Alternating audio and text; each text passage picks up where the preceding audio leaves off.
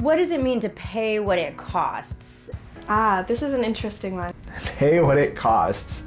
Funders need to realize that if you try to squeeze think tanks down as much as you can in terms of what you're paying for the research, you're undercutting their strength over time. You need to pay to make sure that you're covering their overhead costs on personnel, but also the back office systems that they have to have, the funding to come up with strategic plans. We've seen that a lot of times think tanks are putting forward research proposals, or funders are funding research proposals and just this research component. So perhaps the field work and a bit of time for writing.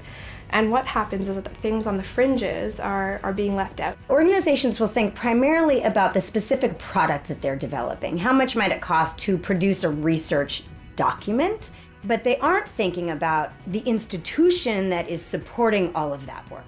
The full cost is also the benefits that the scholar receives. It's also the HR team that never shows up in any research budget, but you wouldn't have that scholar without your HR team. It's all of the pieces that keep a strong institution supporting the scholars and the research that you're developing. So the full cost of a research project goes far beyond the cost of developing the product. For me, pay what it costs means that funders are willing to actually cover the true costs of what it takes to implement research project. And this is a key challenge with the value for money discourse that is dominating the official development assistance, is that most funders are not willing to cover costs of things that really enable an organization, or a project for that matter, to really get the most out of that investment.